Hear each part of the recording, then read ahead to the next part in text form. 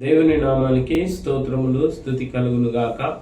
మరి దేవుని యొక్క మాటలు ఈ శ్రమల దినాలలో దేవాతి దేవుడు సిలువ పైన పలికిన 7 మాటలలో మొట్టమొదటి మాట తెలియజేయబడుతూ ఉన్న మాట ఏమని అంటున్నాడంటే, లూకా సువార్త 23వ అధ్యాయం 34వ వచనంలో అంటాడు, తండ్రి వీరేమి చేయుచున్నారో వీరు వెరుగరు గనుక వీరిని క్షమించు అని చెప్తున్నాడు.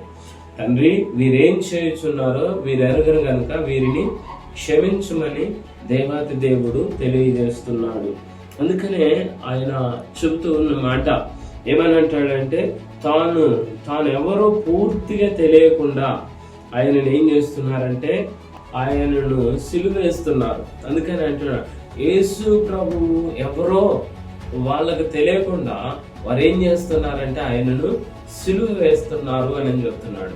అందుకనే ఆయన అంటున్నాడు, వీరేం చేయుచున్నారో వీరు ఏంటంట వీరికి తెలియదు కనుక, తండ్రి వీరేమి చేయుచున్నారో వీరు ఎరుగను కనుక వీరిని క్షమించు అని చెప్పేసి యేసు ప్రభు వారి కొరకు ఎవరైతే ఆ సిలువ వేస్తున్నారో వారి కొరకు ఆయన ఏం చేస్తున్నాడు, క్షమించుమని తండ్రిని అడుగుతున్నట్లుగా చూస్తున్నాం ఈ మొట్టమొదటి మాటలో.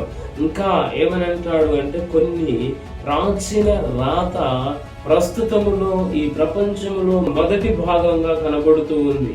వారు ఆయన వస్త్రములు ఏం చేస్తారంటే పట్టుకొని చీట్లు వేయుచున్నారు అని చెప్తున్నాడు. ఆయన వస్త్రాలను పట్టుకొని చీట్లు వేస్తున్నారు, పంచుకుంటూ ఉన్నారు. ఆయన వస్త్రాలకు నాకు ఏది కావాలని చెప్పేసి వారు చీట్లు వేస్తున్నట్లుగా అక్కడ కనబడుతూ ఉంది. అందుకనే అక్కడ అంటాడు, కీర్తనలు 22వ అధ్యాయం 18వ వచనంలో చూసినట్లయితే అక్కడ అంటాడు, నా వస్త్రములు వారు పంచుకొనుచున్నారు, నా అంగీ కొరకు సీట్లు వేయుచున్నారు అని చెప్తున్నాడు. ఏం చేస్తున్నారంట, తన వస్త్రాలను పంచుకొనుచున్నారు, నా అంగీని ఏం చేస్తున్నారు, చీట్లు వేస్తున్నారు. అందుకనే ఏం చేస్తున్నారు, నేను ఎవరో వారికి తెలియదు గనక వారిని క్షమించు అని చెప్పేసి తండ్రిని అడుగుతున్నాడు. క్షమాపణ, వారి కొరకు క్షమాపణ అడుగుతున్నాడు. ఆ కల్వారి సిలువలో గాని ఆయన తండ్రి వీరేం చేస్తున్నారో వీరు ఎరగరు గనక వీరిని క్షమించు అని చెప్పేసి మొట్టమొదటిగా క్షమాపణ మాట అడుగుతూ ఉన్నాడు. ప్రేమ సందేశముగా కనబడుతూ ఉంది. పాప క్షమాపణ కొరకు ప్రార్థిస్తూ ఉన్నట్లుగా కనబడుతూ ఉన్నది. దేవుని నామానికి స్తోత్రములు కలుగును గాక. దేవుడి మాటలను దీవించి హృదయములో వినికిడి చేయును గాక. ఆమేన్.